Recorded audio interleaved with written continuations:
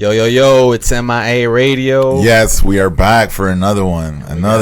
We got a legend in the building, bro. We have a pending guest who's been a pending guest. He's been on the deck for a minute since we started the podcast. Yeah, so he's West Coasting, so we were trying to catch him. Back and forth. Finally got him in town. We're able to squeeze in a little time of his. The one and only COINSLOT is in the building. COINSLOT was good. What's good, brother? Miami legend, what's up? Thank you for having me. So we got a lot to talk about, but me personally, I've known you since. Kaz introduced me to you a while back, and we used to do those shoe events. Yeah, that's how I know you. But I don't really know how you even got into art. I don't even know. Like, I remember one day I just went on your Instagram and you were popping, but obviously it wasn't overnight. Yeah. So, when did you start getting into art? When did you start drawing? Like, how did this all... Because you're doing it right now. So, I always used to draw as a kid. But I feel like it takes a while to take something serious. Like, at first, everyone assumes when you're young, something has to be a hobby. It's not right. like your passion, how you're going to move forward. Especially coming from Hispanic parents where like, oh, you need a degree, you need to go to school. So I never really paid attention to it until honestly, my mom, I was supposed to go to a school that was an F school and whatnot. And they're like, yo, there's no way I'm going to allow you to go there.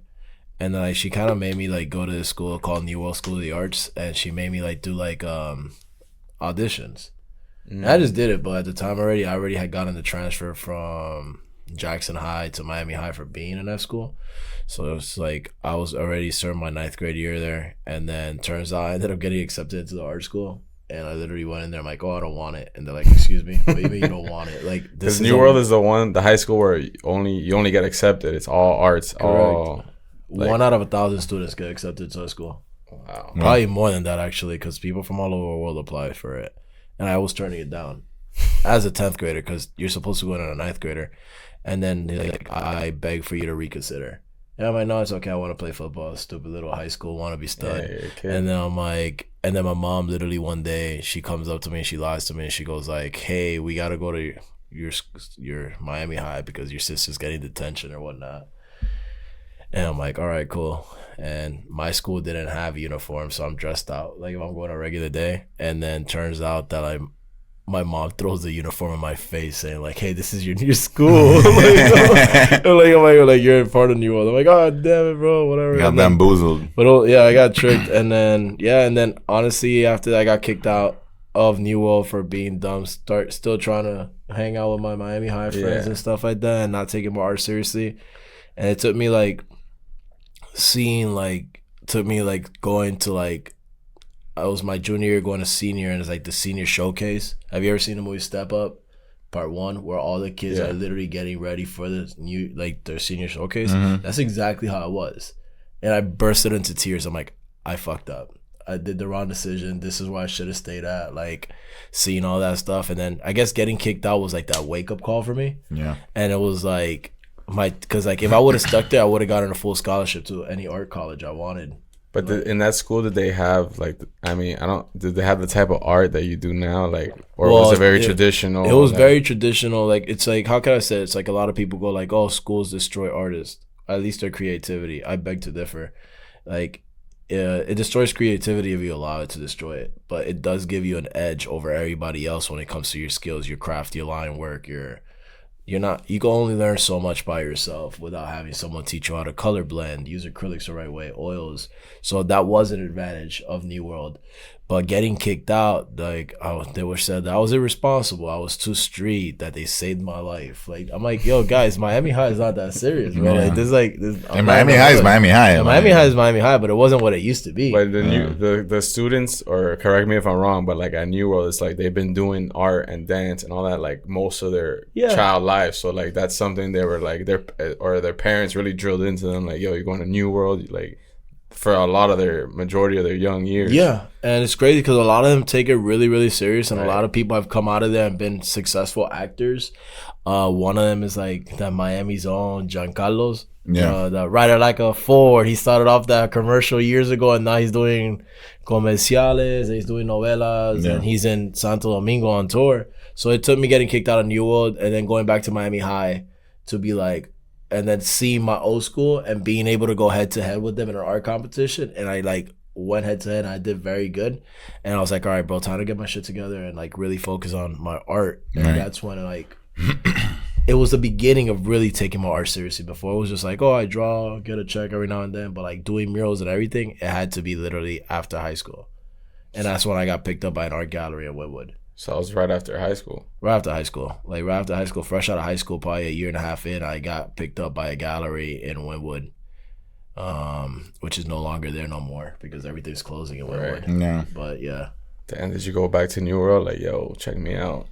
Nah, it kind of sucks because like I'm like I don't hold no hard feelings anymore and stuff like that. I try to let go a lot of it. It's like I feel like Los Angeles has matured me a lot, working with a lot of like when I used to think Miami is a massive facade, it's like LA is like a facade on steroids times 10. So it's like then that's when I realized I'm like, man, like I wish I could go back and say like F you to like everyone, all of my teachers that like didn't believe in me, but like it sucks because when I really blew up, like 2.5 years before they both died. So it's like they never really got to see my rise. It's like damn. So it's a bittersweet, but it's like yeah. So you got out of high school and you started doing galleries here and there, but when was it like that you decided to move to LA, or that you started getting notoriety? Or what was I mean, no, because we can talk. I mean, I know more of right and stuff. Like, let's talk Miami. Like your come up in Miami, like when you started getting traction, and then when you started doing. Right before you started doing the events, like the sneaker events, like what was going on through your head, and what led to like the sneaker events that you were doing? So what led to it was like, obviously you guys have always been into sneaker collecting for a good minute. Right. So what led to it was like, I really didn't have any real, like I was working regular jobs. And then like the sneaker thing came around, and Culture Kings in Miami, in the Miami district, which we could talk about that story later. But I started really collecting shoes, and then at that time already, like in high school, I started customizing sneakers for the basketball team, like little without knowing what the hell this was. No, like Angelus paint. This we're talking about acrylic with pens and whatever. Yeah. And then like one kid one day was like, "Yo, Customs, you killed it," and I'm like, "Yo, that name sounds catchy." And I stuck with Customs before I turned into COINSLOT. Right. So that happened, and I'm like, "Oh, there's an avenue here. Like I might be able to mind you." So like. After customizing those shoes, like I started getting a pretty good collection for my age at the time. It wasn't about the hype. I had a nice. At the one point, I had the Freddie SBs, which are going for like 17,000 now, absurd number. So I had a decent collection. So I would go to these sneaker events like DXC, like before sneaker cons. Dunk Exchange. Dunk Exchange. We were going to Dunk Exchanges, and they were doing them at Mecca. Like the first time I went to Mecca, it was for a Dunk Exchange. Yeah. And like I started working with them. And it was like, oh, this is where all these fucking kids come. Like Metropolis. That's what I'm saying. Like, there was one like every week. Like but for a while back then, remember we went to fucking Fort Lauderdale to the Hard Rock, Opium. Yeah, we went to some there. We went to all those. So like we were in the fucking. I mean, and I was coming from San Antonio, where like I was super deep in the scene and like doing the events to being like an outsider. And us three with Nico, we would all go, and it was like. We would have different shit because all the little like hypebeast kids would all have the same sneakers, and we would have like older stuff, or we would have like, you know, you'd have like the Freddies or like some crazy like shoe that nobody would see, and all the kids would be like, oh, and then like they would all pass their shoe around, and they'd be like looking at it. So from there on, I mean, I think that's what kind of led to just doing your own events. Cause what led to my own events is like Gary, like Gary will hook me up with the admissions, but then like I realized I'm like something's going on here. People are starting to know who I am. There's a buzz going around. And like Gary will walk up to me and goes like, "Hey man, let me tell you something, bro. These kids keep asking about you." And I'm like, "What?" It's like, "Yeah, they keep asking about you if you're here." And I'm like, "Oh, that's cool." And then shout out to Gary. I love him to death, but at the same time, like I feel like if you don't innovate, like stuff starts to fall. Right. And that's the rise of SneakerCon. Right. Because it really like they literally studied the plot and they're like, "Hey, how can we make this better?" Right. And they made it better. Like what sucked about these clubs is the fact like there was shitty lighting, so people were getting scammed with like cracked shoes or fake shoes. Because at the time, like that's when the fakes started getting better compared to like the really bad fakes back then. And then the same thing happened. I told myself like, bro, like like, you know what? I'm gonna try this. Like, if I'm starting to get a lot of these kids already asking about my sneaker collection, I'm like, I think I'm gonna give it a shot. And that's around the same time that started becoming COINSLOT. Like, I buried the name Customs. And I'm like, I want to be known not for sneakers, but I want to be known for my art career. And that's why I said, like, you know what? I'm COINSLOT. Move forward. My character started having the inserts. But around the same time, I'm like, all right, well, I'm going to create my own shoe event. It started, what you started with me, it was like at the fire hall. It's like right here, like little shitty small spot. Was by remember my old crib on the river. Yeah. It was on 22nd and 17th. And like at this time, like at this point, I'll say it, like, because it's over. Like, it was like, at the time for me, it was a lot of money, but it's like, it's damn cheap. It's like renting the venue was like $500 and paying Regal at the time his cost, and then renting the tables out. And I'm like, yo, there's money to be made here. I'm like, so that's when I started getting that entrepreneurial mindset already. And I'm like, dude, there's ways for like a kid to not have to work a 9 to 5, do what he loves. And it just started escalating. And then like the reputation started catching up behind me. And then obviously what ended up happening with that, the whole term souls and hoes came around. I started realizing, like, how can I take this event even higher? And I'm like, well, these kids are all horny. Like for real, like these kids are all horny. And I remember this was like I remember I told you, I was like, dog, if you want to get into that lane, there's no getting out of that lane. It's true. And I told you, I was like, dog, if you want to get into that lane, there's no getting out of that lane. That's it. But it's funny that you say that, because it makes sense. Like, you have these young kids that are into shoes and into fashion, into this, and it's like, what else can you mix in there? They're in their puberty at this point. Their hormones are through the roof. But he's absolutely right what he said. He says, like, once you get in this lane, you're never gonna get out. Yeah. And it took me a very, very long time to lose that negative connotation. Like, oh, that's COINSLOT. He hangs out with porn stars. Yeah. And that's why I started booking the adult film stars to these events. The prices went from, what were we charging the first event, $10? Yeah, I started charging $20 at the door. The event started to get much bigger traffic. And it wasn't just the kids coming out this time. Now the parents were coming out with their kids. He wasn't dropping them off anymore. I want to make sure they're safe. Like, the dad was there to see the babysitter. Yeah. And then like it started getting crazy because these kids started getting these like very like crazy, like the parents started taking crazy pictures with the stars. And then like those pictures started to go out. I'm like, we need to start going to COINSLOT. And then it got to a point where, like, once again, once you're in, you're out, you can't get out. It almost like became like that was the death of the COINSLOT events because like as much as it brought traffic, the kids were like, what star is coming this time? Yeah. And if it wasn't a star, it's like, well, I'm not going. Damn. Yeah, it was associated with that. Yeah, and that's when the shift of consignment stores like daily started coming in the picture already. And people were like, what's the point of me paying $20 to go into an event? Well, I could go into a consignment, pick up my favorite shoe, and just walk out. The times were changing. That's like, in my opinion, what like the death of the sneaker community was, and it's the rise of the resale community. Yeah, it's different. And it's different. And that's how I started really coming out of the Miami scene. And that's how I started building a name, and then came the art battles, which I started to do. So you started doing events, and then you kind of saw that was already on the decline. Yeah, and that was like, this is a time to bounce, while I'm still at the top.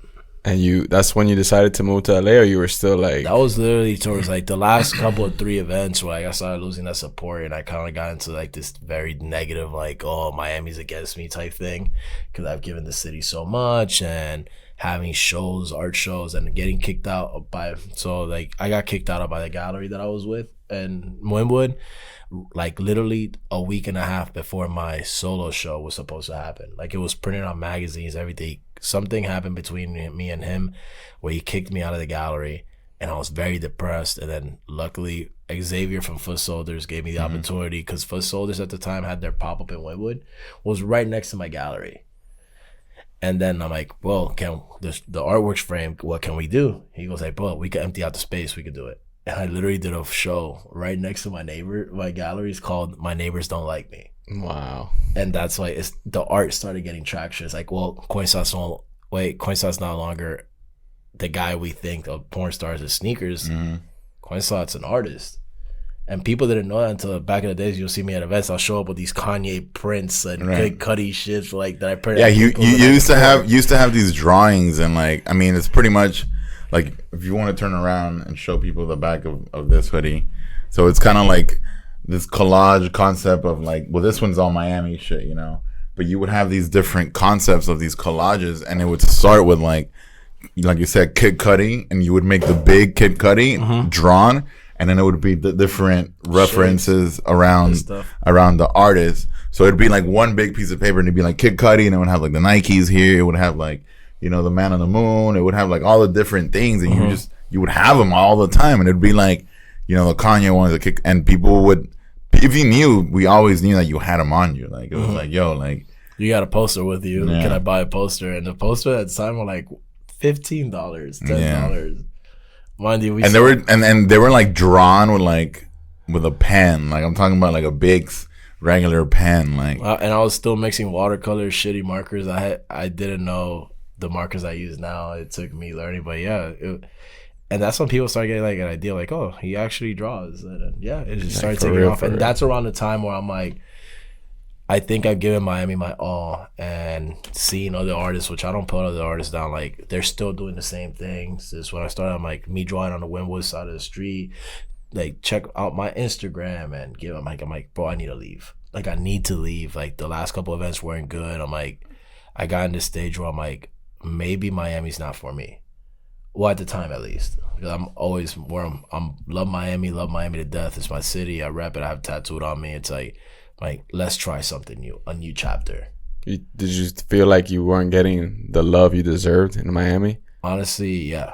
And I feel a lot of people go through that right now. Like a lot of people go through that right now. Yeah, it's an artist thing, and I think also, I mean, we've all gone through it too. You know, like, I mean, Zea left. I constantly travel for that reason. Yeah. People think that, oh, you're out there for this. I'm like, no, I travel because I'm frustrated with Miami and I want to go DJ somewhere, like, no offense, where I know I'm better than a lot of people, and I learn from people's innocence and people's like not knowing the whole thing. So like I go DJ in these cities and I hear these DJs play like that don't know what they're doing is completely fine, but they're just doing it, and I learn so much from that. So like, and then I come back to Miami and I'm like, you know what, it's not that bad, and I can deal with it for another few months. Yeah, it's like bounce again. It's healthy, because I feel like when you're doing the same thing after a while, you just get, and you're not getting any results, you get like frustrated, and especially if it's creative, you're like, yo, like what am I doing here? And you just, that's like why I left to Vegas.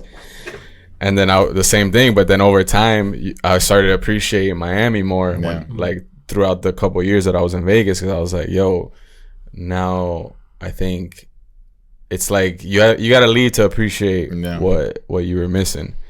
But yeah, I mean, I could see how you wouldn't feel the love, especially after you're doing the events yourself, which is like harder than just, I mean, I'm speaking from like a DJ where like you get booked, you do the gig and you go home. Mm-hmm. When you're putting your money, your time, and your own effort, it's like, yeah, it's a different story when you're doing the whole setup, and it's like you from start to finish. Because we would be there. I mean, I would be there when you were already there, and you were there with your parents and everything. And like, I would show up, and then, you know, we would eat shit after the event for another hour. You know, so it's, bro, you were there for like 8 hours. You know, like, And then when people like talk shit or like, oh, why isn't this porn star here? Or this, it's like, or why is it? Or the worst part was like the same people that supposedly are holding you down wouldn't share a flyer, wouldn't do anything, but then show up to the event and like, yo, this shit's dead, and tell their homies not to come instead of helping. And I'm like, damn, bro, this is rough. This is like how like now I have this inside joke where like I'll say something and no one will say anything. I'll literally like,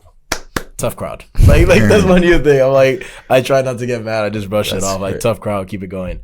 But yeah, that was around the same time where I'm like, I need to go. And then one of the chicks I started booking for the events, like, which I'm not gonna name, we had a falling out, so I'm not gonna name her. She gave me the opportunity where she goes like, oh, Alex, like I'm getting frustrated. Like literally, she goes like, the only friend I had at the time was like, I'm moving to LA. And I was like, what do you mean you're moving to LA? Like, dude, like we're just becoming great friends. What are you doing? Like, yeah, I'm leaving to LA. Sorry, I didn't tell you sooner. And there was this one kid with her at her house, and he goes like, his name is Ari. He goes like, oh, me and COINSLOT will help you move your stuff. And I'm like, excuse me? I'm like, what do you mean, me and COINSLOT? Like, yeah, like, well, we could like just get a big ass U-Haul and fill your stuff up, and we'll drive to LA. I'm like, dude, like, I got my driver's license late, like at 24, 25. Like I didn't need it. I was riding public transit. I've never ridden past Key West by myself. He's like, yeah, we got a big ass truck. He's like, and what about the car? I'm like, yeah, we can put a trailer on that and like drive it across the country. Wow. I've never driven a trailer. I've never driven a U-Haul. I've never driven a truck.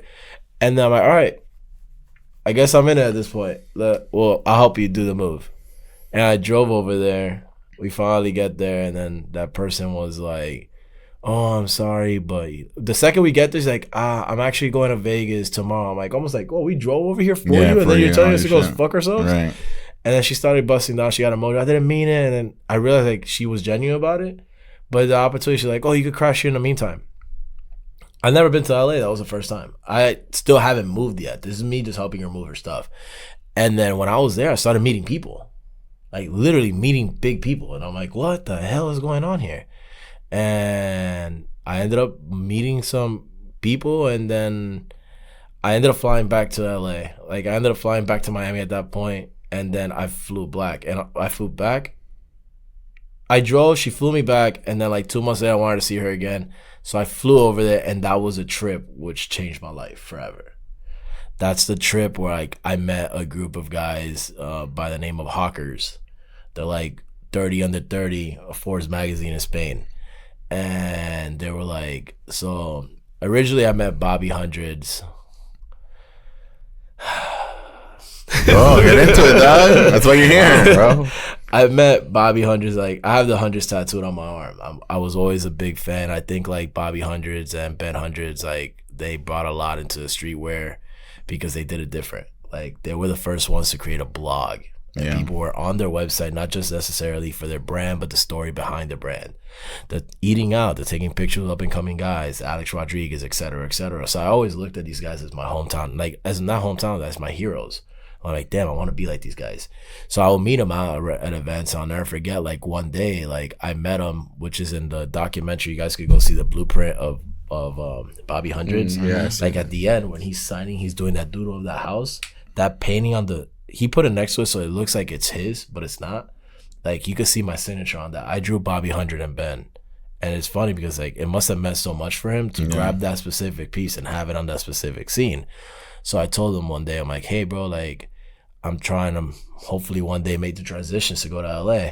He was like, yeah man, that'll be great. Whenever you're here in LA, let us know. We will love you for you to get down on the warehouse. Fine. Like, do a mural. That's around the same time at the Hawkers.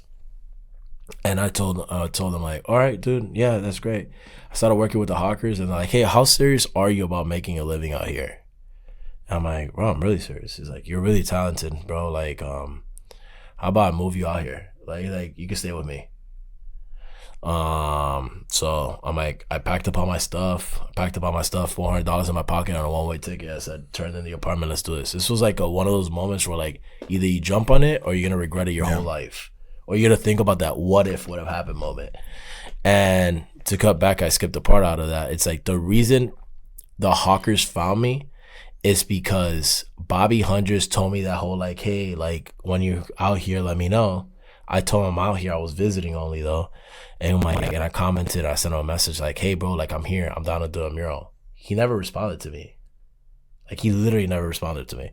And I know he sees it because he writes back to normally everybody. Yeah. And I'm like, but then somebody jumps on that same comment and says like, hey, what's up, man? I love your artwork. I would love to purchase 6 paintings. That was Hawkers. Oh, no way. Turns out that same week, the guy that bought he goes like, I'm like, all right, packed up my stuff, go back.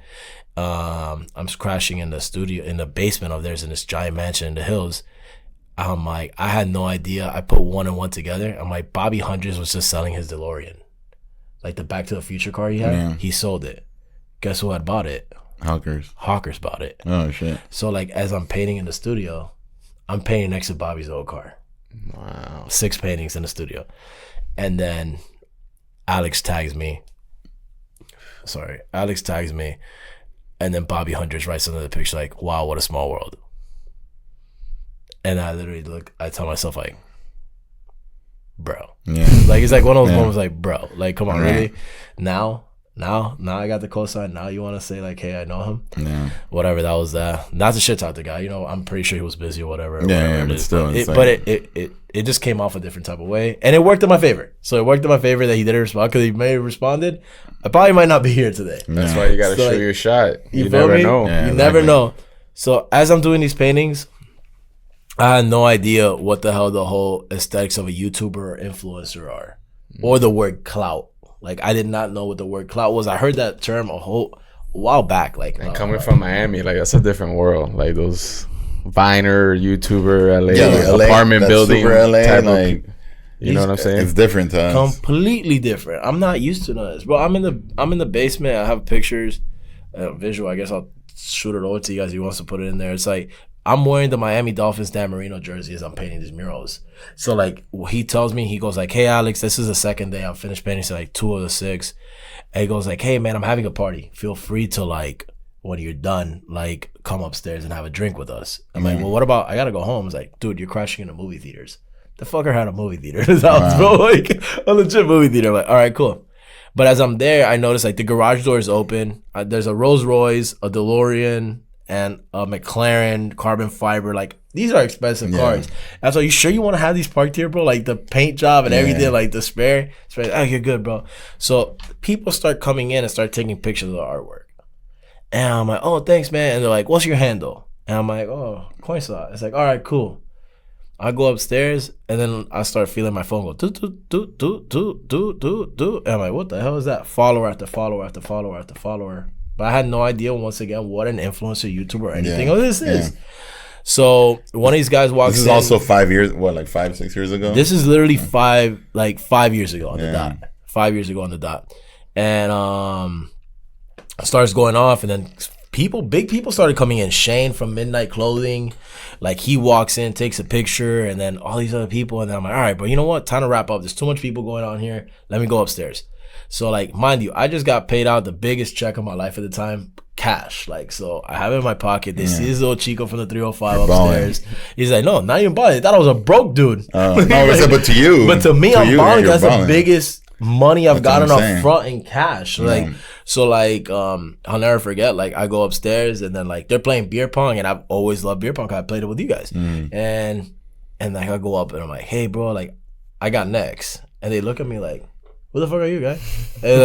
And they look at me like, $50 a game. And I'm like, not knowing I got a fat check in my pocket, bro. A lot of cash. I look at the guy, I'm like, put your money where your mouth is, $300. That's how you were feeling? That's how I was feeling, because I knew I was good. But, like, not knowing that these guys, all they do is party, drink. Like professional party. So I'm like, I may have messed up. But nah, turns out, like, these guys come up to me. They start like, oh, we got next. I'm like, all right, cool. I'll play against you. Asian dude and a tall white guy. Yeah, I'm like, oh my God. So I get my phone, I take a picture. I'm like, how about to take these guys to school, 305 stand up. Like, I was proud as hell of Miami still. I put Miami on my back. Like, I got this. As I put it up, like, I noticed, like, my DMs start blowing up. He's like, do you not know who the fuck that is, bro? I'm like, no, dude, who the hell is this guy? He's like, dude, that's like the Gamers Face Clan. Like, they're the biggest organization of gamers right now as we speak, bro. Like, these guys are legit. I'm like, that's Rice Gum and that's Face Banks. And I'm like, nah, shut up, bro. Like, I click on their name. I've never seen the letter M next to a number in my life. That's the millions followers. I'm like, oh my God, 2.1 million, 3 point something. I'm shocked at this point. Start playing against them, and I beat them. They asked for a rematch. I beat them again.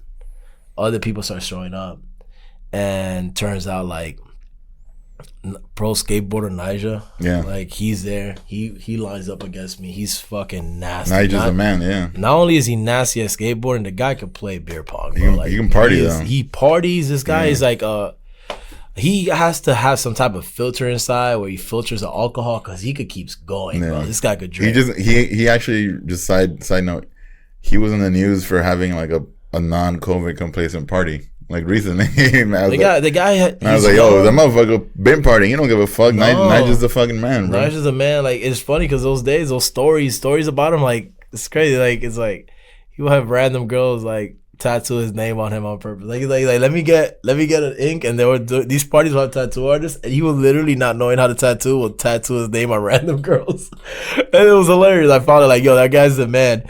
So like I lined up against him and I beat him. I beat him playing beer pong, and I like, bro, that night I was doing so good, and then there was this one kid on the side. He was, bro, beat this little kid, bro. I'm sick and tired of it. This kid's like probably like 19 years old. I ain't supposed to be at the party, but influencer. Man, kick this guy's ass. He has like 2 chicks sitting on his lap. And I'm like, and I'm like, oh, I'm on a streak, bro. I fucking get the ball and I put it in his face. I'm like, blow. On some disrespectful ass shit. Like, he's like, man, get that shit out of my face. He slaps it out of my hand. This is what made the night, which like got people to want to fuck with me. I put the ball in front of the girl's face that he's sitting on, and she blew. And it's like, and I say Kobe, and I hit the shot. Oh my god! So like, and then they have this rule called redemption, where like our redemptions, you keep shooting till you miss. Right. If you suck, it favors them because like all they had to make is 1 cup, and they got you back at 3 cups. He made 1 cup. So like I had to re-rack. Anyway, I brought him down to a 1, and I made sure like back to back I hit the shot.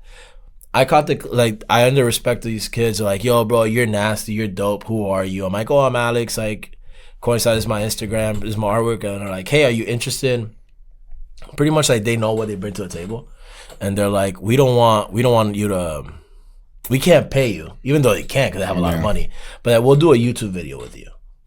And we would love for you to do a custom bag because we're going to give it away from one of my friends. But like we guarantee you a certain amount of followers. Next week was Coachella. So before the bag happened, we went over there. Crazy party. That will be for another podcast. And stuff with Kylie Jenner, everything. It was like me seeing all these people at one party was to me like crazy. So that built the opportunity when we were at Coachella. He's like, oh, what's your Instagram, bro? I'm about to change your life pretty much. Face Bank's telling me I'm about to change your life. He tags me. He's like, bro, I told him like, bro, I'm only like this past week it's been so many followers. I'm only like 1,000 followers away from like getting that 10K.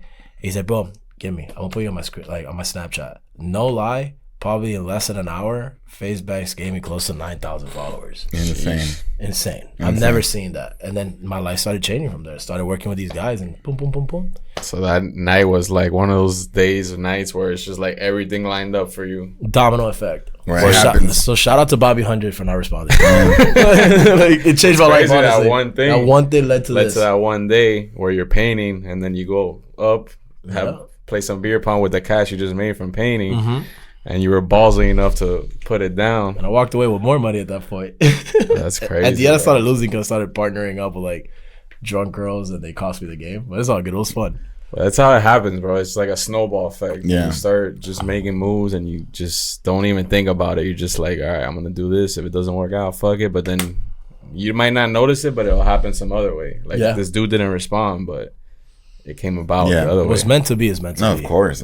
And you know, the way that you just didn't let that thing get to you and you're just like, fuck it, right? Let's keep going. And things come up, you know. You never would have thought these fucking gamers were going to be there and, you know. Or it changed my life the way it did. And then that led to me working with bigger people and bigger projects. And I was fortunate enough to meet Don C and work with Don C and have a collaboration with RSVP. If I'm not mistaken, I'm the first visual artist to do a collaboration with RSVP on a t-shirt. Like art show out of the art series. And then led other artists coming after that.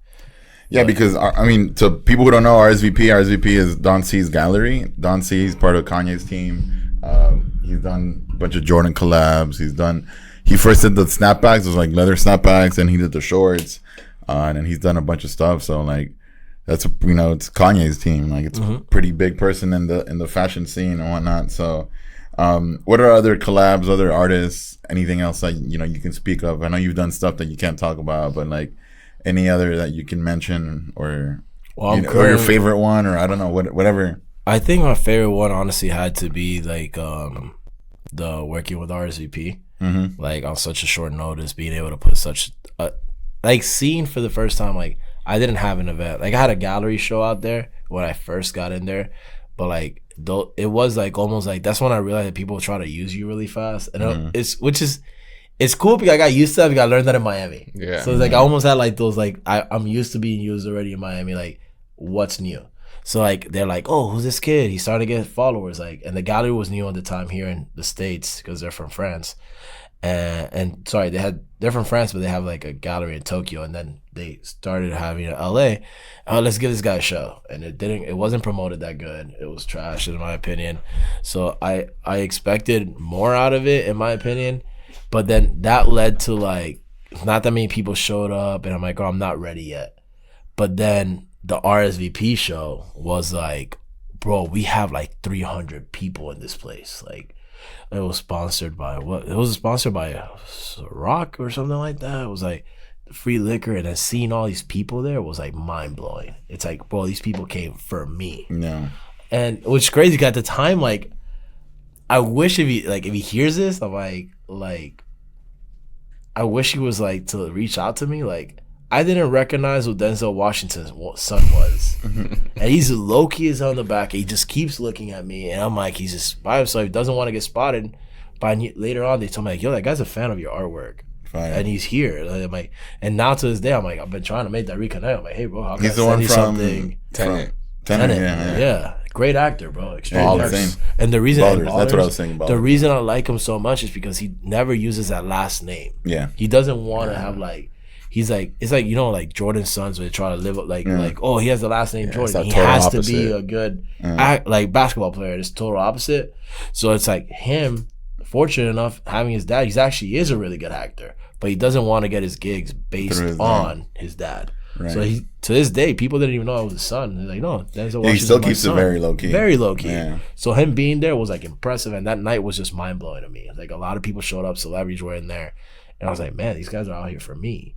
But the one I'm currently working on that I could talk about is like, I started working on Bella Thorne with Bella Thorne, not on her. I started working on her piano. And yeah, we're doing a custom piano for her house. And I know it's going to get a lot of traction and people are going to be really, really happy with the final result. I kind of teased it online, but they just hit me up saying like, where you at, bro? You need to finish this piano. Like, how are you looking like for Friday? I'm like, I'm in Miami, guys. Like, let me catch a break and I'll be out there. Big following that shit. Yeah, massive following. Yeah. So you've been in LA for 5 years, right? Going officially living there ever since the move. I'm like 4 years and 3 months now. And now you're getting to know. You're rubbing shoulders with these influencers, these celebs, these Instagram people. Have you fallen into that lifestyle of like, yo? Because now you're recognized for your art, and you know when you show up to a party, it's like, yo, it's COINSLOT. Did you like? Because I know it happens when you move somewhere, and then you start getting that quote unquote clout. Did you kind of start feeling yourself a little bit? I almost fist fought somebody the first day they used that clout with me. Because I didn't know what it meant. I thought he called me like a homo thug or something like that. Like some disrespectful stuff. He's like, yo. Clout chaser? Yeah. No, I just didn't know the word clout. He's like, yo, you got clout. I'm like, what you said about my mama type shit? Like, he's like, nah, man. It's like you got the juice, bro. Like Tupac, you got the juice, man. You got, like, you're hot right now. You got clout. Oh man, I apologize. I'm not used to that word. Like, what the hell is clout? Like, it's like, it sounds weird.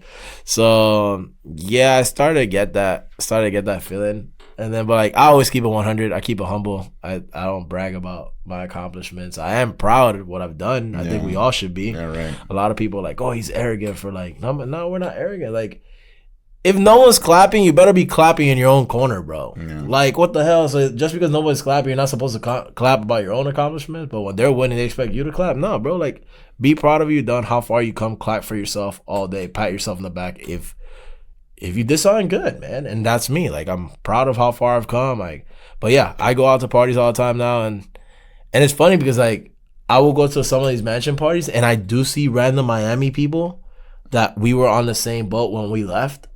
And they're still haven't like come up, and I have, and it's almost like the whole like they look at me like, what are you doing here? And I'm like, what do you mean, what am I doing here? What are you doing here? Like it's one of those, and you can still feel that tension. It's like, well, how's it going? I'm like, it's going good, but they expect you to say like it's going bad. Yeah, I'm fucking up or whatever. Can I? I've noticed I've cursed up and do whatever the fuck you want, bro. Okay, cool. Do whatever the fuck you want, bro. So like it's like one of those like, what are you doing here? I'm like, well, I'm supposed to be here. Like, I've worked my ass off to get here.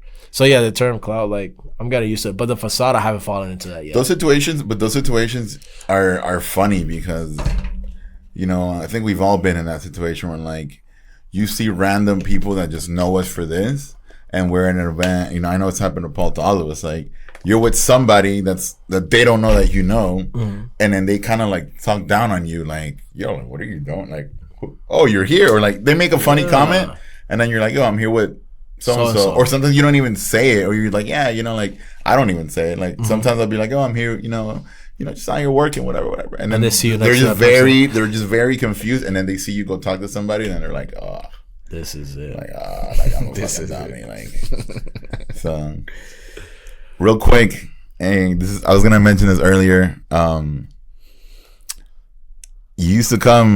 You were proud supporter at the Louis battle. Hell yeah. You were at every Louis battle. Still answer. So I wanted to bring this up in the podcast. Hell yeah. So, yo, big shout out. Thank you, bro. Like, you know, that's how me and Zea met. That's how we all connected. And like, I remember you were like he was talking shit or what? Talking shit. No, no. No, on the opposite. No, not talking shit. No, at all. I would say this. I would say this, so he won't say it. And I know he's friends with these people. To this day, I still think you got robbed.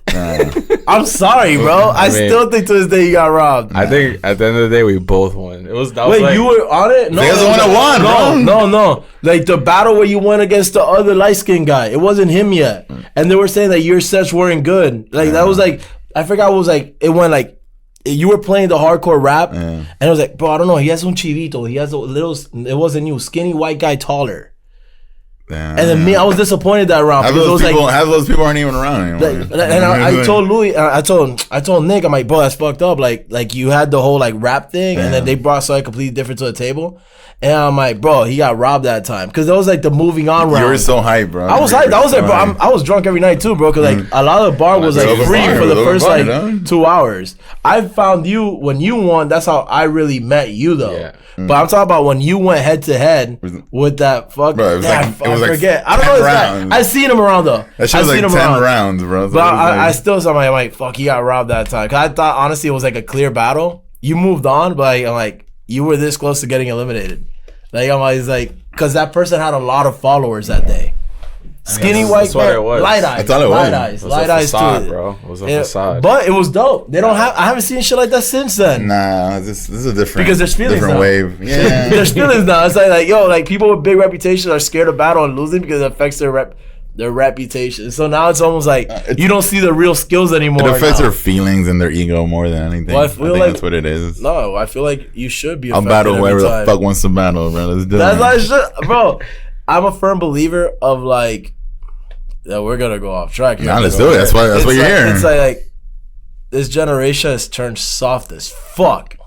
Like 100%, like soft as fuck. It's like real artists are scared of being talented and showing their, cause like, oh, he's too aggressive, he's too this. So now it's almost like before it's like first place, second place, and 23rds. And now it's like you have like 20. Yeah, honorable mentions. So it's like, ribbon, the little ribbon. See, like when I was a kid, I was always chubby. So like being given a participation ribbon meant like you sucked. Like it's a reminder of you're fat. Yeah. You might as well not give me a ribbon at all. Like just first place, second, and even third place. I still consider third place a loser.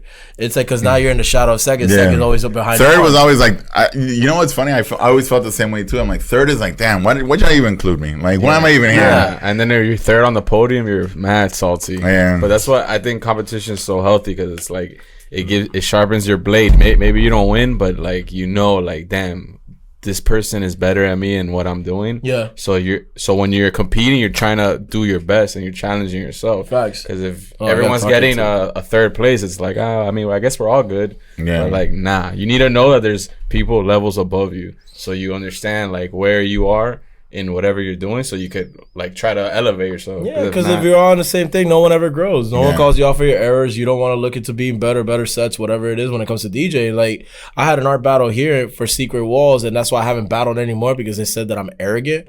I'm like, we clearly. When I was doing art battles here, I jumped on board with this other artist, and I wasn't as good where it is with markers, and I'm thankful for him to teaching me how to use the correct markers on the battles. And then one night he got really drunk, and I started getting better. And he told me, "Do you really think you could beat me on a one-on-one?"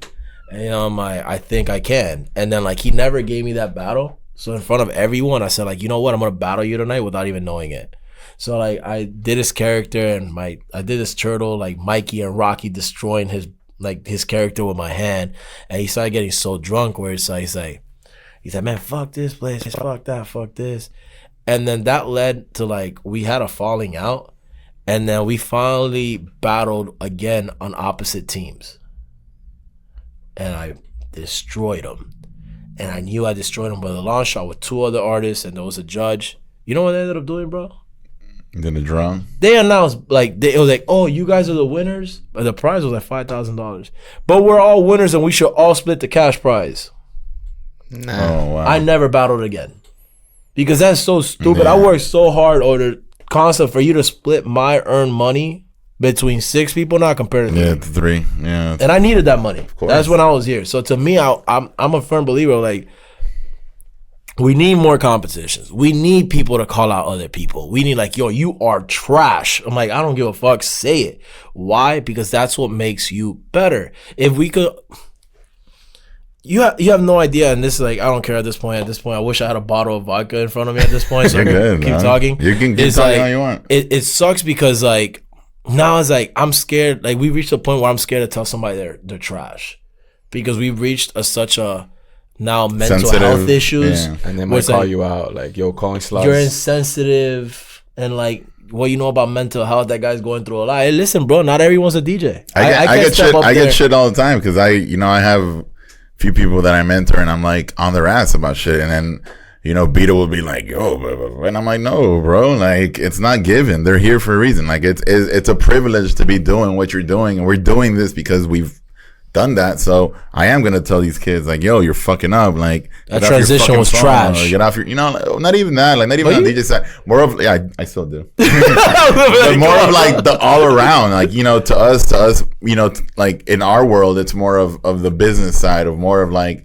the knowing how to move side. Like, that's what's becoming more important in our world, because it's like, because of COVID and everything, the clubs aren't as open, the venues aren't as open, so you have to be sharp on all your other sides. So even that's like a hot topic now. It's like those TikTok DJs, and like even with artists, like it's the same thing. Like, how do you feel about that? As a DJ yourself, and you put hours into it, right? And then a lot of people call that out, like, yo, this isn't real DJing, this is whack. But then there's people that would say like, oh, but like, give him a chance, he's just doing this and this. But they're getting stupid followers way faster than you ever had. Exactly. So I think it is important to call it out, where it's like, yo, like, that's cool for what he's doing, but this is not DJing, because like we put in years on this shit. So just know that like what you think is cool is whack. You're an overnight DJ. Yeah. Like on TikTok, it's like, let's call it as it is. And it sucks because like now you have real models that model and now losing gigs to Instagram models just based on their Instagram following. Mm-hmm. Which is like, now it sucks because like the roles, like, I'm glad so like everything's coming back into places. I honestly think this is a good podcast. It's like, so like I worked my ass off, didn't have the followers. I got the followers now. My craft was always sharp though. Now that I'm getting the followers, it's going around the same artists that don't have the followers are now attacking me for saying like, yeah, but it's easy for you to sell out because now you have a following. Now you built that shit. No, I built this shit. But it's like, there's a difference between these kids that upload one video that were never artists that decide to get this canvas and spin and throw paint. It goes viral. I'm like, oh, I'm an artist now. No, you're not an artist. You're just somebody like that went hot on a one video. It's like a fucking chick that has a fucking kid at 18. No, you're not a MILF. You're just a young bitch with a kid. It's like let's call it as it is. Like, and the story is like, no, yeah, I am an artist. So like seeing all these people now on TikTok on the rise, it's like we need people to call out these people. Like, you know how many Alec Monopolies are out there right now? Yeah, trillion. Yeah. I'll call out this one guy. And he's a copy of a copy already. There's this one dude out here, and I don't care, bro. He's probably want to catch beef with me. I'm still here till Saturday. It's like this one guy started coming around, and like he's been working with all these people coming up, and he draws like very similar to like Alec Monopoly. He goes like by.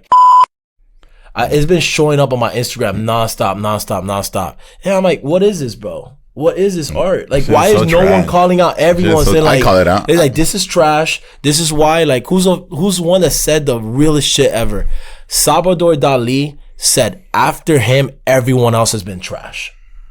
And honestly, I look back at it, and he's not wrong. Because like, name me an artist, including myself and other people. Like, I can't paint oil realism, the way like Rembrandt painted, the way all these classical painters, those were actually, you went to art school, you learned about like the paints, you learned about everything. Now it's just everyone uses fucking Photoshop and everybody's a fucking artist now. You know, how tired it is to see like you know how like cringe it is to see like somebody's Instagram story and they have a Supreme Louis Vuitton painting on their fucking apartment? Or $100 like, bill? Qué fucking asco, bro. Dog, $100 bill glazed. Qué fucking asco, bro. I'd rather have a fucking Marilyn Monroe fucking, I don't know, bro. It's or Jimi Hendrix something, but that's crazy. Dude, Marilyn Monroe with a fucking Supreme I don't know, like when they merge all these like different kind of like terrible arts as it is, and then they try to like, I don't know, I wouldn't literally walk out of somebody's apartment. It's Instagram art, bro. It's the category is like decorative Instagram art. It's what they know, like gets views. Look, man, all I ask for these people, including even this guy, which he's probably gonna hear this podcast like, oh, I don't even know who COINSLOT is, or why is he coming at me? I'm not coming at people. What I'm trying to do is like tell people like, pay your fucking dues. Yeah. Like if I see these people's lines, they're trying to, they know the paint I use because I use golden acrylic back paint. But not everyone could use that paint because they don't know how to maneuver that paint with a paintbrush. So there's choppy. It's like their hand has Parkinson. They can't get a straight line.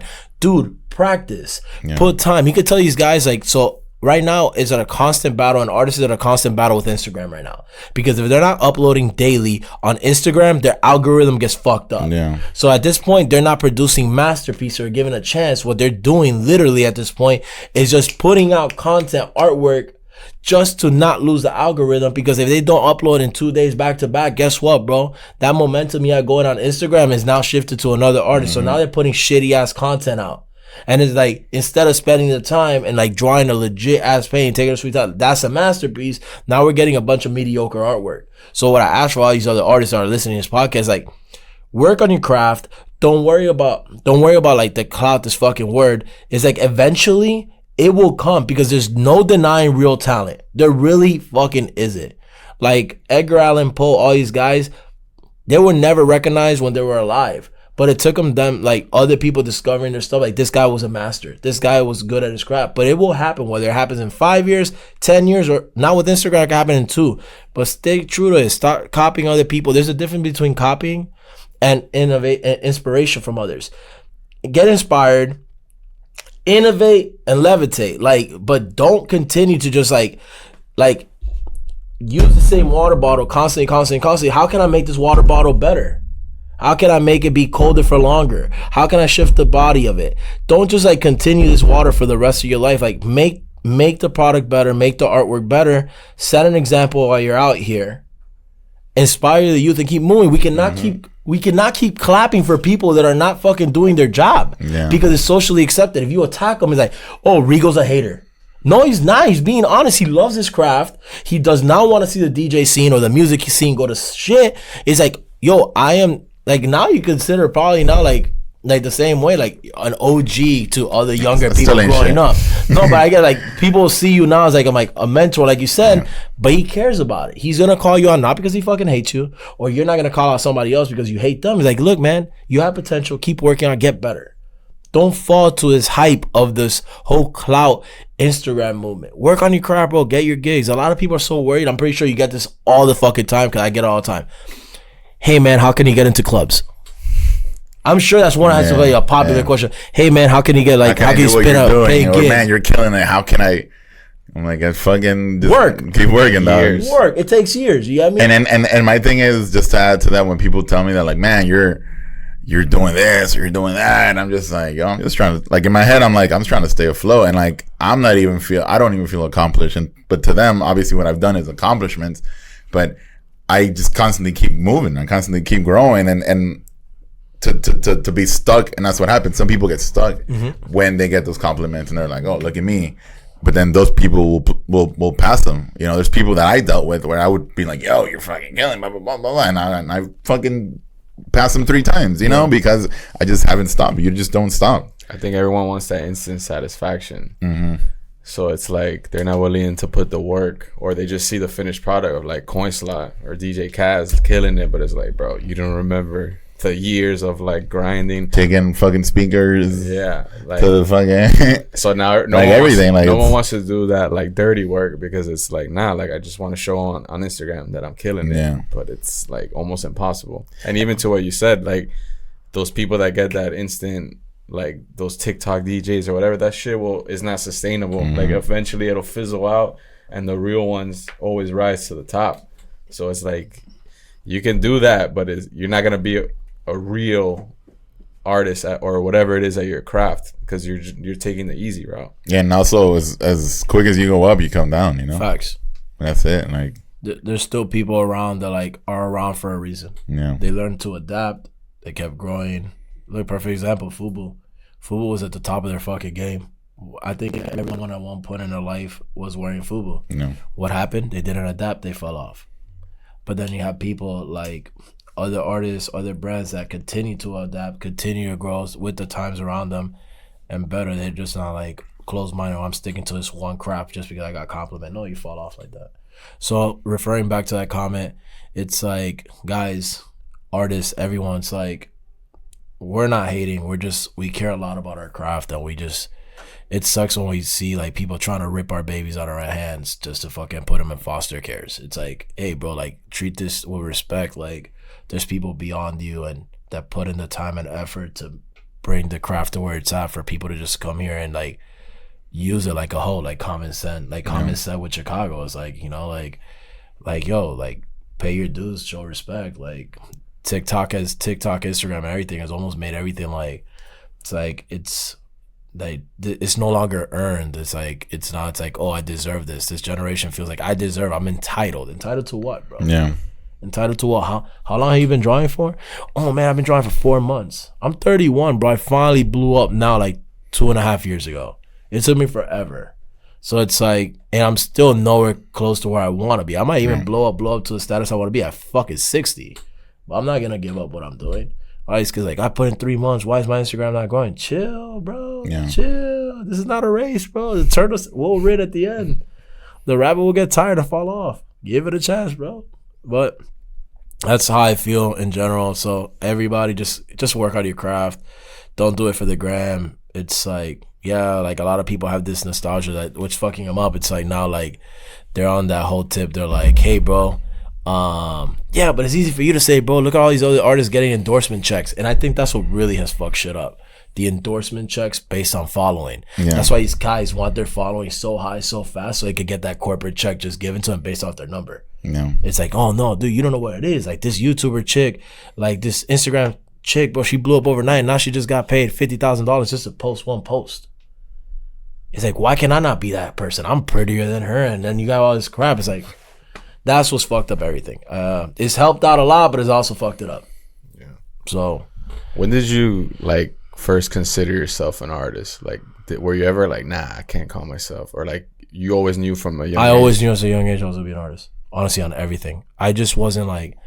It's almost like it's like I feel like everyone when they're born, like their faith is written in stone, whether they want to accept it or not. You just gotta find that stone, but it's out there. I knew as a young age already off the rip when like my dad would give me these dinosaur books that we would read out at the library, and all the other kids at the time were putting a piece of paper over it and tracing it. I didn't want to trace because I always thought at a young age that was cheating, and I always had that in my mindset. And I would get good. I'm like, oh damn, I'm pretty decent for my age. And that's when I realized, I'm like, look, man, I'm flat-footed as fuck. Like I'm gordito. I'm not going to be an athlete until I got to the high school thing. I'm like, oh, I got skinny. I'm going to play football. But I'm like, no, art is what I'm good at. I'm going to stick to it.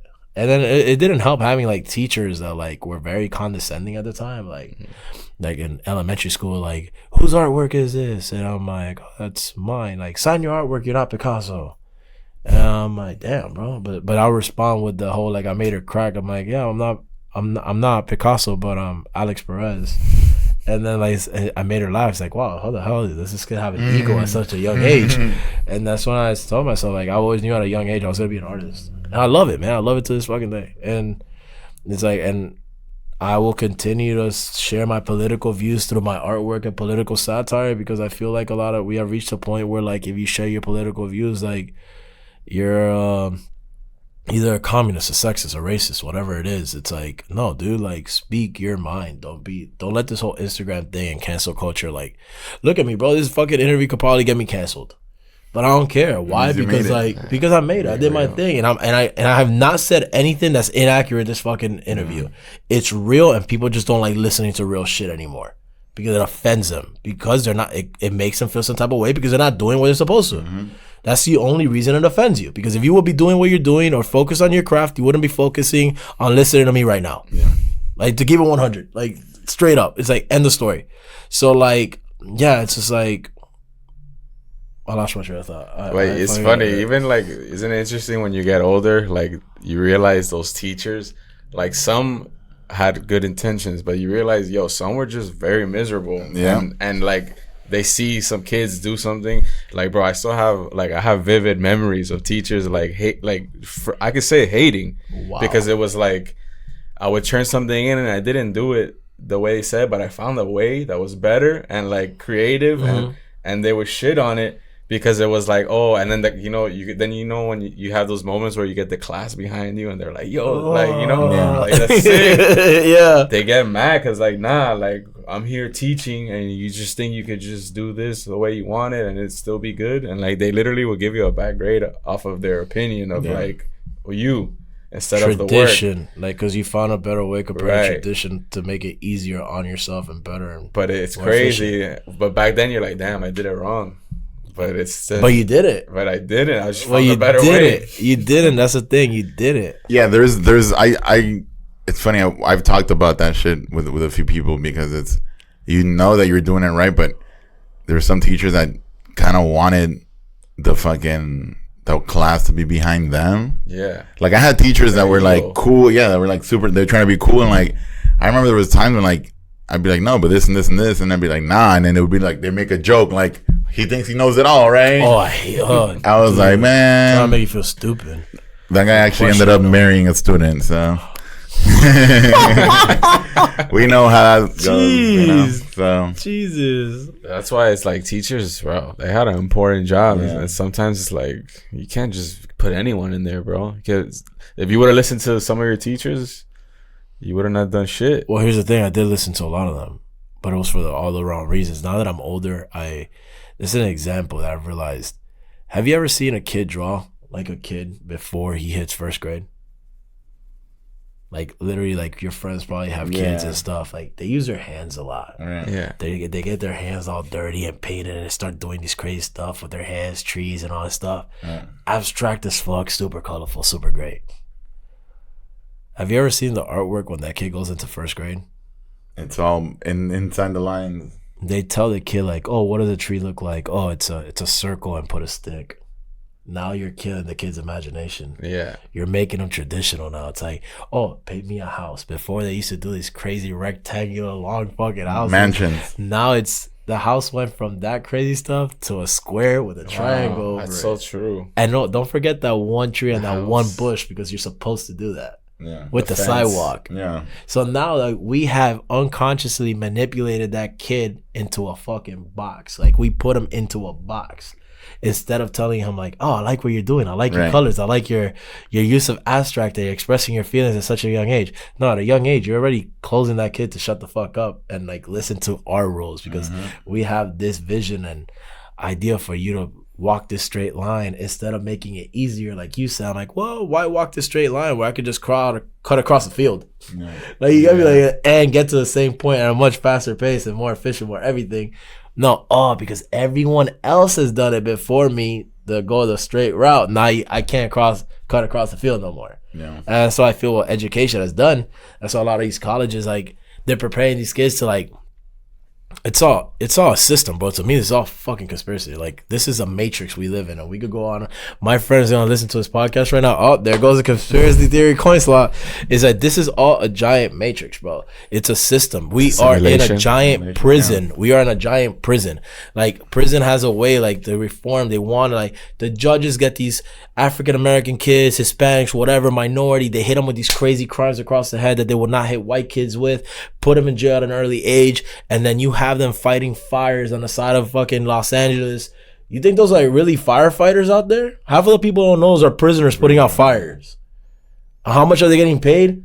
Pennies. Like 3 cents. They're like, we're talking about, like, you want to talk about sweatshop laborers in China? Let's talk about sweatshop laborers here in the United States as we speak.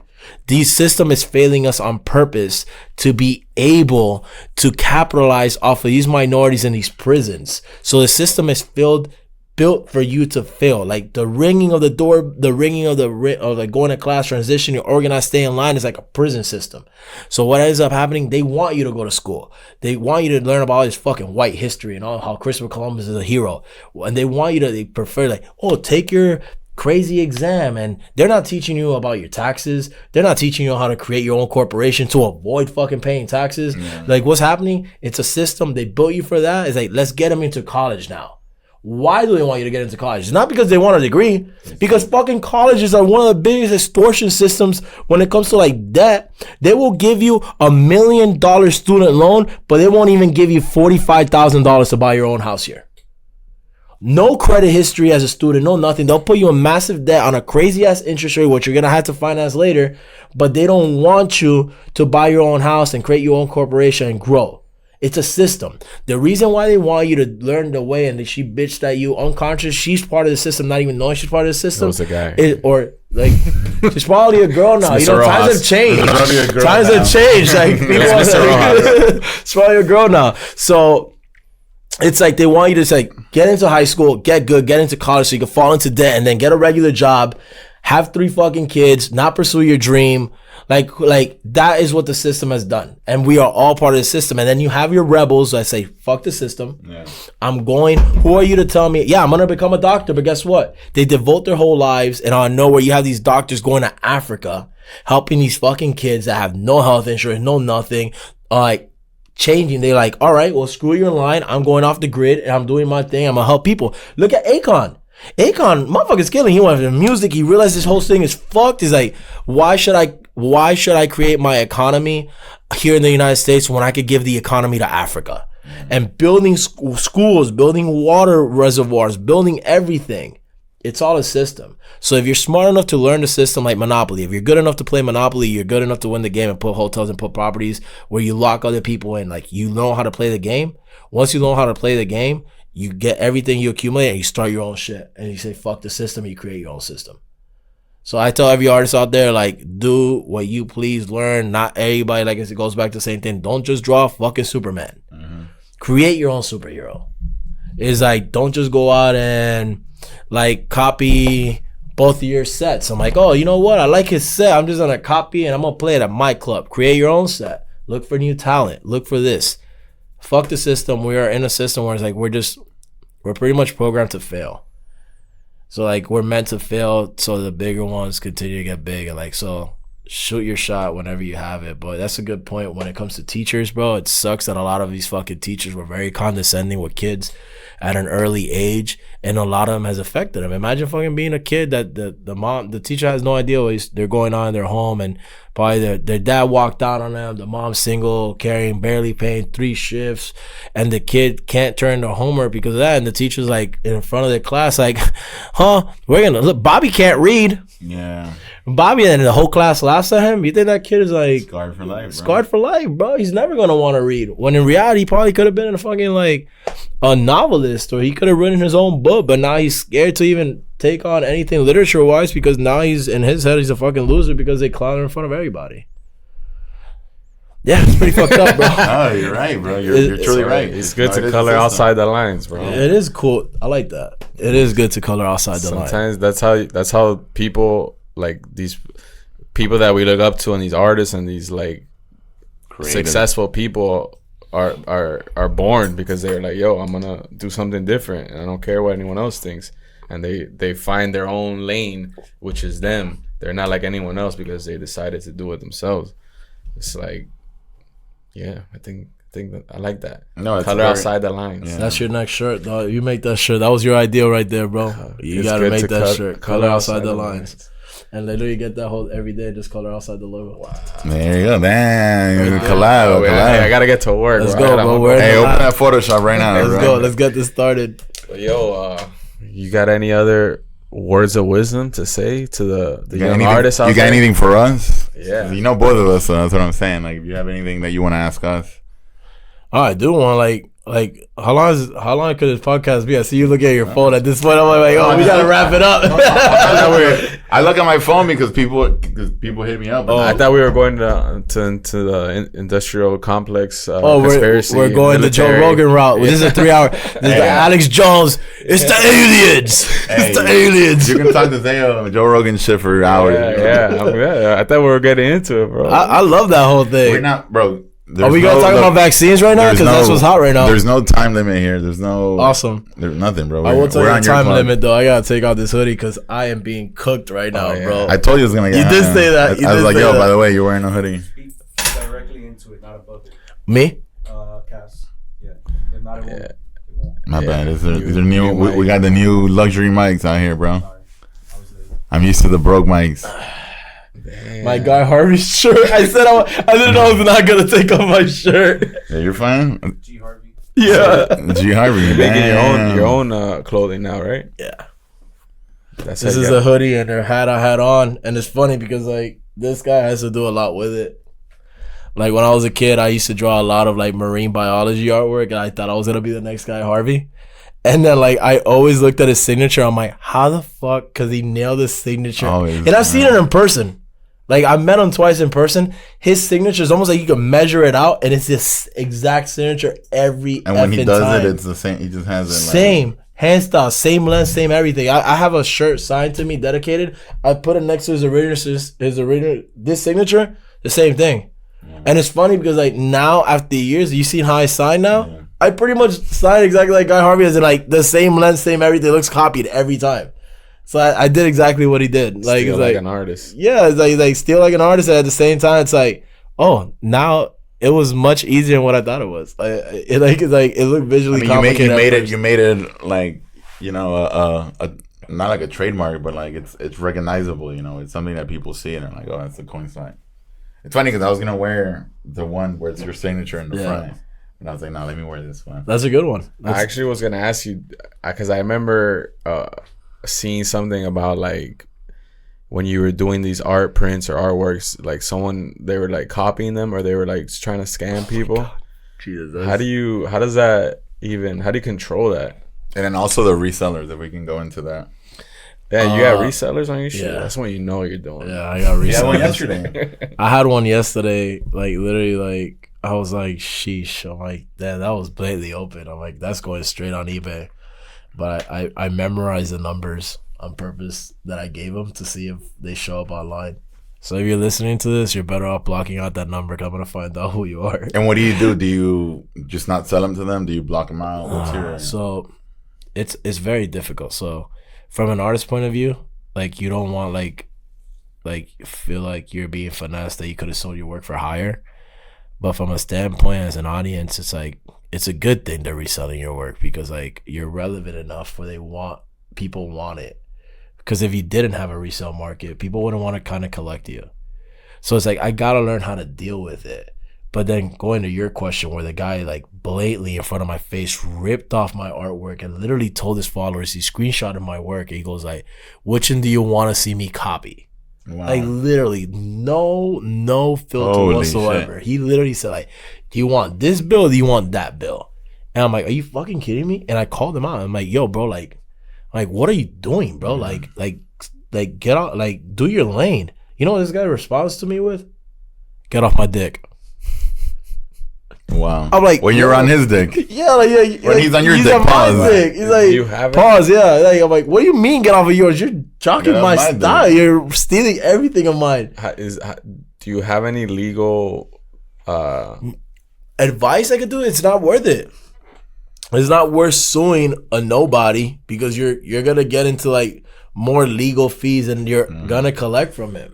Right, you just have to let your audience know that. Let them know he's a phony, and even at that point, it's fucking hard. Because there's a big line that you know, like Jay-Z says, "Don't feed the birds." Yeah. So if no one knows who the fuck you are, I want to keep it that way.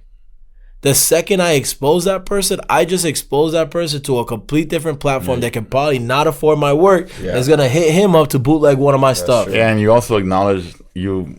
I mean, we've dealt with issues, and I don't like on here. I don't mention names. I mean, for the most part, The evil grin out there. But you know, with its DJs and shit, I don't mention names. Like I'm not gonna make somebody shine off of my name. Facts. You know. But isn't it that what the whole NFT thing is trying to do digitally? Where it's like, yeah, resell it, but I still get a percentage off of these resales because it was originally my artwork. But now that with the blockchain, we could track every sale. So even if you put it back up or you sell your original COINSLOT purchase, it still goes back to you. Yeah. So NFTs is like, it's something that I'm not one to speak about perfectly because I am not knowledgeable enough in that area. But I am dropping my own NFT next month. Like I got somebody to get behind me. The good thing about it is like when you're starting to work with the certain providers, like the rate from gallery normally nowadays is 50-50. The artist gets 50%, the gallery gets 50%. Like this NFT thing favors the artist. Mm-hmm. So it's an 80-20 split for the most part when you work with servers. So the fact that like afterwards the artist decides whether he wants to get 10% royalty from now on moving forward because they decide what percentage they get after resale, like it's great. But at the same time it's become a joke, like because like now like you have people uploading dumb ass shit as everyone's NFTs, trying to get in on it, and then like it comes a question where like, well, what the fuck is the difference between that and a screenshot? Yeah. And a lot of people, well, everyone has like this famous one, like, well, you might have a screenshot of the Mona Lisa, but the Mona Lisa is still over there. I'm like, it doesn't fucking matter. Some people don't give a fuck. Like, it's like, I'm like, oh, I have this paper that says it's my piece. But for the artist, it is really cool where we finally take control on being able to get royalties if anyone continues to resell our work. That is definitely cool. I wanted to ask, quick question off the records. This there's certain stuff you can bleep in here later. This just keeps going recorded. We can cut whatever you want to. Okay, I'll probably go back and just censor that one person's name in there. No, you tell us whatever. I mean, we'll talk about it later. Yeah, later. So, but yeah, the whole NFT thing, like, yeah, I think that's great. But let's go back to the Joe Rogan shit. Oh. This is like to me. This is a big ass like they're preparing you for the Matrix. Well, you think the vaccine is not the vaccine? Like the NFT is the gateway to the afterlife on a computer server. Really? Yeah. That's why NFT? Opinion. But isn't NFT more of the it's stuff where you can't obtain. Oh, I get what you're saying. So they're programming us to think like that. Did you not just hear? We don't need a physical. Yeah. No, not just that. It's like. This is gonna be really shot out. Holy fuck! I just turned from COINSLOT to Alex Jones overnight. Hey, we got a fact checker right here. Yeah, so the reason I say that, oh yeah, we got the fact checker. All right, cool. So in my opinion, what's going on is like, are you guys familiar with the Matrix? Yeah. Where like you get plugged into the server and then like you kind of able to download how to fucking do kung fu and all this stuff, and like download skills of speaking language and stuff. What is Elon Musk working on right now? Is he not working on the neural system where the chip exactly like if you're handicapped, now it sends enough waves where like your legs are reprogrammed to be able to walk again? It's finished, though. I saw already the video of the monkey. The monkey already with mind pong. Like, have you seen that video yet? No. Dude, I wish like eventually you guys get the TV and put it and we can bring up everything. It's like it shows the monkey like being able to play mind pong, like Pong, the Atari game, with his mind, with the chip already installed in his head. He already knew. Because started studying off the behavior he was previously working on. So he also said that you're gonna be able to use your phone much faster than you actually using your physical phone in your hand. So where this NFT is going, have you seen the movie, the show Upload on Amazon? Yeah, where you're able to download, you don't die, you live in this thing. Yeah. Recently, I think it sold for like $1 million or something like that. The first NFT house, which you're able to walk through the house and everything, hang your own artwork of the NFTs that you bought and put in this house. Wow. This to me is the beginning of afterlife. If you die, you're going to be able to, all this stuff you can't obtain, you'll be able to live in this server forever in your dream home, with your dream car, with your dream collection. It's like Upload for sure. It's Upload. It's like Upload for sure. So like to me, this is what the NFT is moving forward to. It's the afterlife. It's like the Johnny Depp movie where he's uploading himself to to live forever. That's exactly what's going on in my opinion. NFT is leading to this. The chip is leading to be able to download all the information. We have become cyborgs. There we go. I've seen where like there's an NFT of like, I forgot what it was, but like for example, I could sell my position in like life, like my career. Mm-hmm.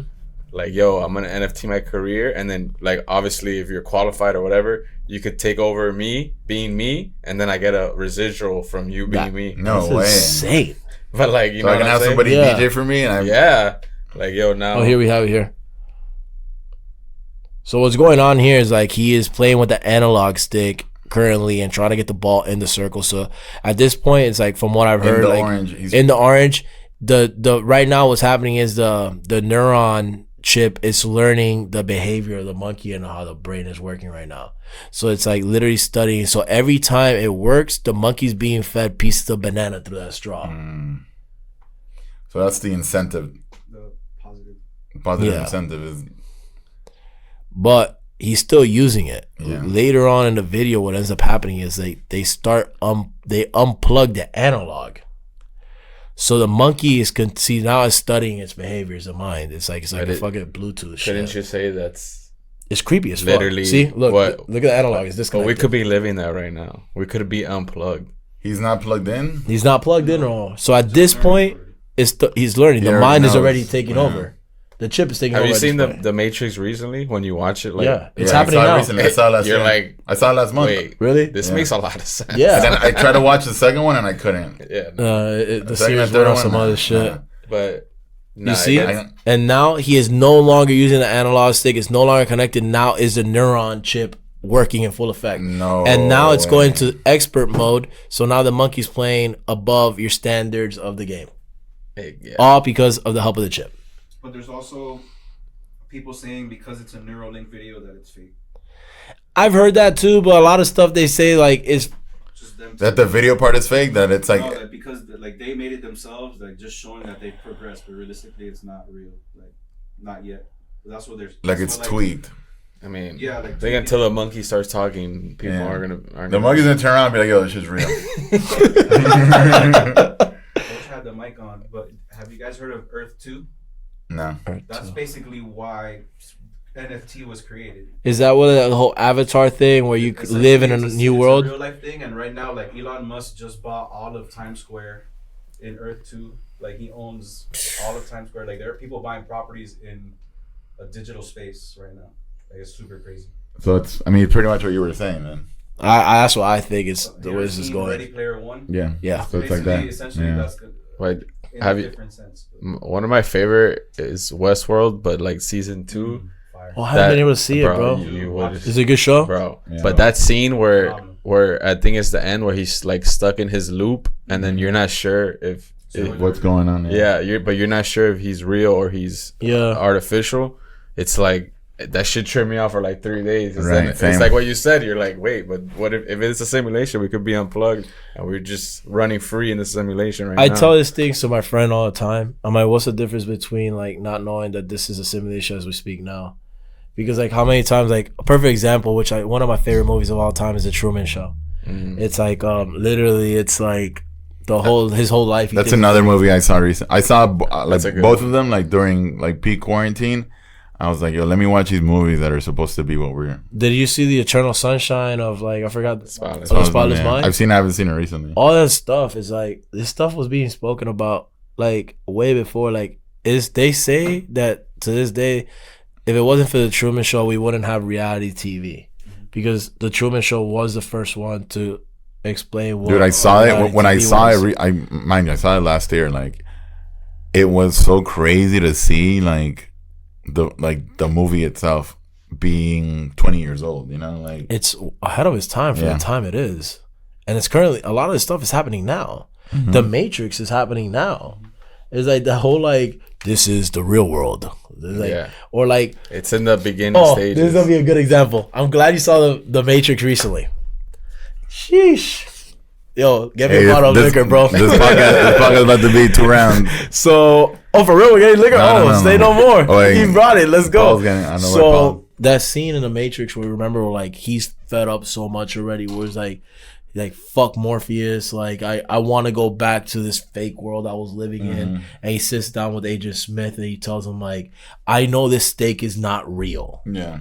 Like, but ignorance is bliss. I could chew it, I could taste it. I know it's not real, but ignorance is bliss. I experienced a similar concept. Oh my god, those are our prices.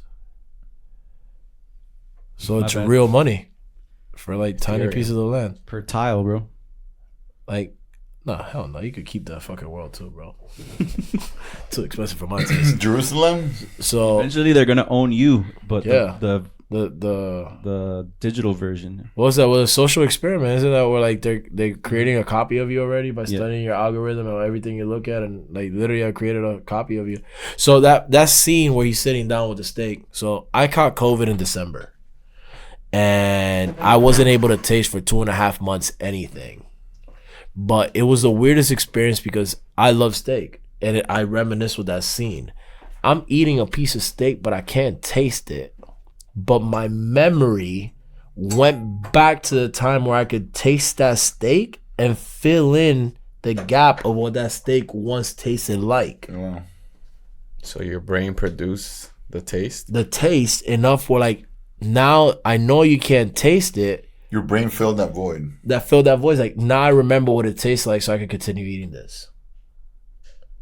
It's almost like that Matrix scene. Yeah. Literally. It's like, I can't taste it. I know it's not real. I know like I have the COVID, but I remember when I tasted it and this is what it tasted like. So I could continue eating the steak even though it has no flavor. That shit was trippy as F to me, bro. Like super, super trippy. It's like, wow, this is everything that's happening right now. It's like the beginning stages. And you know who knows a lot about this? And I'll name drop him because he's like, me and him are really cool about this. Remy. Yeah. Remy from Shoe Gallery, bro. That guy knows a lot about everything that's going on right now. Yeah. Like, no, and he always was. Yeah, he's always been. Always has been. Like, let me tell you something about Remy. That like, shout out to Remy, bro. Remy's one of the coolest dude I met. Remy, super OG in the sneaker scene. Shoe Gallery, Facts. legend. So let's say he made everyone relevant what Bitcoin was before Bitcoin was even a fucking thing, bro. Here in Miami. We had this conversation. I told him, Remy, bro, if you would have like invested in Bitcoin when you were talking about this, you would have been probably close to a trillionaire, bro. Like, because like he literally caught when it was clothing. sense. He made clothing. He made clothing of payment options, and one of them was Bitcoin. Yeah. This whole thing is mind blowing. I'm definitely. It's crazy because like now it's like you look back at it now, and you're like, how we used to say like, man, how can our parents not know how to use a basic phone? And now we're becoming our parents where like there's so much technology at this point where it's like every single I day. can't catch up with this technology. Now we're talking about like shit where like what people don't understand is like COVID accelerated the future. So now it's like having all these people stuck in their fucking houses going crazy. It's like, oh, well, I have time to work on stuff now. So now like all the technological investments like that we fell back on, now we have advanced all of them. Like literally move forward. Now like these NFTs are coming out. The virtual reality is coming out. Like the Sonos, I think they're called now. Like the shit that you put on. It's gonna reach a point where you're not gonna leave your house. Now you're gonna be able to check in into Amazon, walk to the store in your World 2 thing, shop, pick whatever, and you're gonna get it in your doorstep within an hour and a half. Crazy. So it's gonna reach a point where you're not. It's funny because like, they've been hinting this stuff to us so long. What's this shit? What's fucking Blade Runner? Yeah, in the first one, he has that chick, the CGI, and like the 3D thing comes, starts falling in love with him, gets all this stuff. Like this is starting to happen now with this. Like people are telling me it's gonna sound gross as hell. They're like, the second you get those headsets, you'll never see porn the same way. I've heard the same shit. Like once you go there, you literally think you're with a woman on those headsets, bro. It's like crazy. Like so now it's like. Well, it goes to the scene of Demolition Man where he finally hooks up with Sandra Bullock. Yeah. And they're not making contact. They're literally fucking themselves through a fucking help. He freaks out. And he freaks out. He's like, bro, I want to grab you. I want to touch you. Like, no, this is the safest way for sex. All this is happening now, bro. We're in the beginning stages of this.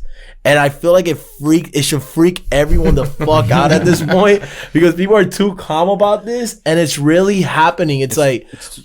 They're too calm because there's so many other things happening. So we're in a microwave society. So if nothing keeps our focus on it, we're gonna forget. Goldfish, bro. Literally, what's crazy about this whole thing right now? It's like, have you not been hearing they've been fucking hinting to us for the past year. Hey guys, there's such thing as aliens, and no one's paying attention. The Pentagon is telling you guys like, hey bro, by the way, there's aliens for sure. And like, hey Rico, how's your non-CG like GMO sandwich? They're like, guy, there's aliens. So are you linking up with your girl today? Everyone's completely like ignoring the fact that the government is now openly telling you there's aliens. There's information thrown at us every second, bro. So Social much. media, everyone's on multiple apps at the same time. Like it's crazy, but that's the reason why. Like I even think about it myself. I'll randomly be like, oh shit, there's aliens. Oh shit, look, like this girl's ass.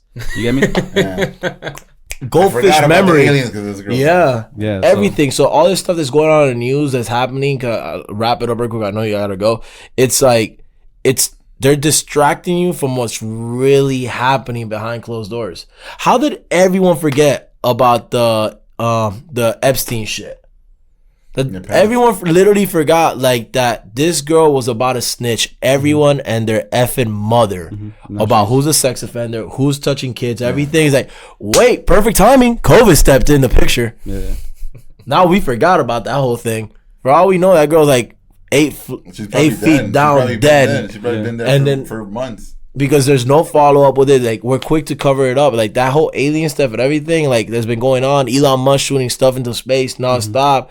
Now it's like, now the new one, if an alien does show up, they're saying, like, oh, that's all Elon Musk, SpaceX, that just came crashing back into orbit. So now there's an explanation now. It's like, don't worry about it. We can cover that up some more. It's like, there's a video that just came out, like, literally less than a month ago about the 3 triangle spaceships outside of the coast of California on a battleship of the U.S. government. They themselves released a file. They're like, hey guys, we want to let you know there's such thing as aliens. And they're like, well, they didn't say that. They said unidentified. Unidentified, because they don't use that term no more. But that's the thing. That's the other thing. So that's their out. And, I mean, they've always said unidentified. So, I mean, technically, this is from a military standpoint. When that's said, that could be fucking Fulano that built his own fucking plane that's flying his own Russian, plane. Or it could be a Russian. Germans, it could be literally a fucking tech millionaire that built his fucking floating helicopter and it's not sanctioned by whatever. So when you hear UFO, it's an unidentified flying object. I'm Esol, bro. Yeah, I was at Esol till like fucking high school, bro. I'm still Esol, bro. I said some shit the other day like that I translated from Spanish to English like without thinking, and somebody was like, wrong. But yeah, UFO is an unidentified flying object. And we still didn't get it right. Unidentified. There we go. Round of applause, guys. That was good. We got it locked in. Right. That's what it could be. It could be a fucking. Facts. It could be even what's it called? Drone. The shit you fly. Yeah. That too. Could be an NFT, bro. Could be an NFT. Flying NFT. Honestly, everything is an NFT right now. Everything is an NFT. We're gonna NFT this portion of the podcast. Yep. We're gonna before we go, can I ask you a question? Talk to me. I was overhearing when I got here late, but you were talking about the TikTok thing. How like kids are becoming more famous than actual artists that have been grinding for years, something like that. And then later on, you mentioned that artists and DJs, everyone should like get with the times and like, you know, not get with the times, but like adapt. Shouldn't we adapt and start doing TikTok shit then? Well, I feel everything happened for a reason. Like, so like to me, I am very into conspiracy theories. So when I was told I was going to jump on TikTok when it first started, but what happened when it first started? Do you remember? They blamed the Chinese. They're stealing everything. Info. I'm very big on fucking privacy and information. So I'm like, I'm not jumping on that wave yet. But then all these kids, they're like, oh, what's privacy? We weren't born with that. We never had privacy. We had privacy. Yeah, we know what it is. We know what it is. So like, I'm trying. So like, they're like, oh, my whole life has been exposed. Like, whatever. Hack my stuff. They blew up. They did it. But I was always skeptical. And now it's almost like I try to jump on the wave now. And so I'm like, I'm not going to jump in front of a fucking camera. Look like an idiot. So I mean, you don't even have to do that. Yeah. I understand that part. You get me? I understand that aspect of thinking about it, but you don't even have to do that. Now I started putting videos of like me drawing and putting it on there and that. But what I meant more of saying, it's like when I started the whole thing, it's like you have people that aren't real artists doing this because they know that there's a big art category on TikTok. So like I think there's a big difference between an actual artist jumping on TikTok to expand his horizon and his platform and jump on a new social media platform, compared to the guy that just wants to do it for the likes, for the click, but is getting the acknowledgement that he doesn't really he doesn't deserve, or whatever it is, and that's what leads him to now in his head he goes like, I know what a DJ is, which is perfect for funny. These same TikTokers, I went to this whole party, dude. I'm like, oh, play some DMX. He was only able to play like one DMX. Yeah, that's it. So to me, like, oh wait, you only knew about this because it just recently came out. So you never done the research until like, and that's another thing. A lot of these DJs, luckily you guys are knowledgeable enough in music areas and devoted. Like you could change up anywhere from John Mayer to like damn rap to DMX to Bad Bunny to Ivy Queen. These kids don't have the ability where they study enough knowledge to be able to say, oh, I'm a real DJ. These are just people are jumping on TikTok like, what's hot? Which goes back to that I was saying, like, how many models are losing their gigs to Instagram models that have never, they don't know how to walk runway. No, they don't know what it is like face. They don't know how to pose. Even for brand deals, they're ruining it because they're taking so much less money. So like a brand will be like, I can pay 1,000 of these girls $500 each instead of paying you $5,000 or whatever it is. So it's kind of it is ruining it, but I guess we gotta kind of like adapt to it and kind of take like stomp on these people that don't mean shit. No, yeah, we tell them like, that's why I said earlier, like, I'm like, yo, we gotta let these guys not be scared to let them know like, yo, you ain't shit. You gotta stomp on it's them, like, teach me what you could really do. Call them out, let them know what's up. Like, well, if you call yourself a DJ, like, tell me about this transition, tell me the audio compared to this and how are you spinning. Are you spinning on class? Are you spinning on, I'm not familiar with the terms, sorry, don't butcher me. It's like all these terms like, oh no, well, I don't know how to use vinyl. I'm like, well, are you really a DJ then? Like you teach everything from the fundamentals. As an artist, like, I know Rembrandt, all these other classical artists, Picasso, Jackson Pollock, everything, all these styles to create my own style. I just feel like everyone, to clear up what I said earlier, I feel like if you're gonna jump on TikTok and you really are an artist or a musician and are serious about your craft, be serious because you generally like it and you want to get better on it. Don't just jump on it because nowadays a bunch of motherfuckers see like, oh,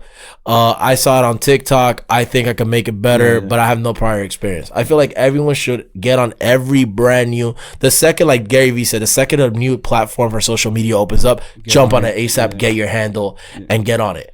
At this point, if it happens again, it could be the fucking Russians, the Germans, whatever, and they got the platform. I'm the fucking first one on the frontier, but I'm like, get that COINSLOT name on there. I'm getting at. I think that we need to, because I've noticed, because a lot of my DJ friends, we say the same shit. I've said it too. Like, I'm not jumping on TikTok. It's just being old. Yeah. And like, I finally got on it. Yeah, and not wanting to open up, you know, like new shit. But now, like, it's time. Like, fuck and there's shit. a way you could do it where it's like you're not jumping I'm not doing a fad. And like Cass, don't. I know you're not gonna do it, but please don't get drunk and start dancing on no TikTok shit. I'm not. Don't Please, worry. we don't like. I don't want to see any of my DJ friends. You don't want to see dancing. me? I saw some funny shit though. Like they do like the TikTok dances, but like to hardcore rap. Oh my god. Nah.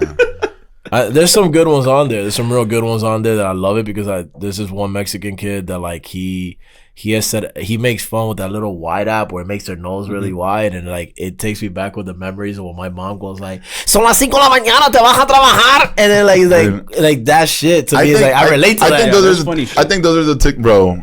I sent it to Nico, the TikTok of the IKEA worker dude. Have y'all seen that one? I'm not sure, bro. It's this guy, and it's like, it's just pretty much he reenacts like a retail scenario, and it's like, dude, it's he does the guest that comes in. He's like, oh, you just lost a customer, and he's like, you think I give a fuck? Oh yeah. He's like, you think I care? He's like, you think I own this IKEA? Do you know that I'm halfway through my 2-week notice and I have zero care? Like, he just goes off, dude. He says all the fucking like super good when he's like, well, he's like, I'm not shopping here anymore, and I'm gonna tell my friends. He's like, you want me to tell them for you? I can call them right now. That's that new one. That whole when they just like reply right away, and then they're like, the change of voice with the drastic music behind it. With the movie music and shit. That's the thing. I think there's something for everyone on every platform. It's just staying to what you want to do and not trying to like be corny and shit. Will Smith is a prime example. It's there now. Like Will Smith, his social media platform jumped on it stupid late, and then like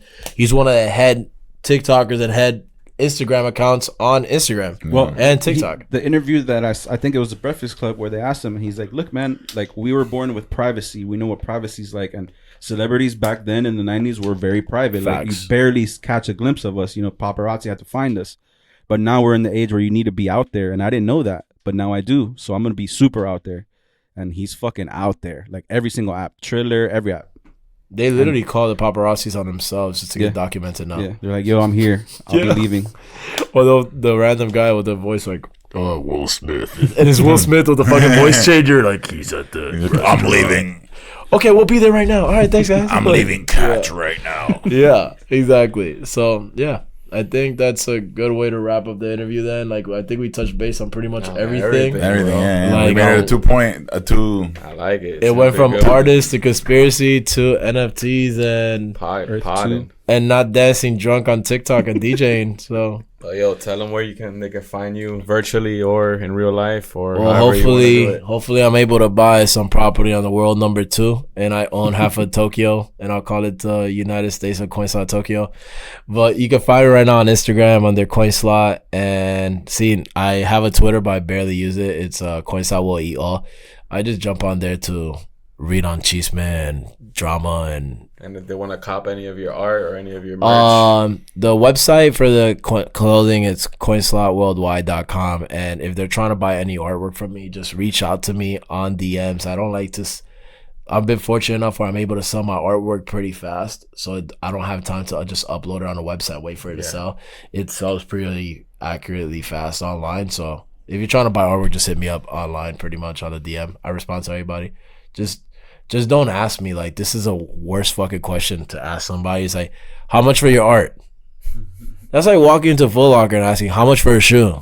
It's like, can I get a beer? Yeah, like, what beer? What drink? Like, it's like, be accurate. If you're going to reach out to me and you want a commission, like, say what you want, what size you want, whatever in your budget, so we won't be wasting each other's time just going front and back with pointless questions to tell me at the end, like, oh, I fuck with your work. Like as humble as I'm trying to say, I'm not trying to say arrogant. It's like, you're busy. I'm not gonna try to take up all your time just to let at the end tell you like I had no interest in buying it anyway. I just wanted to talk to you.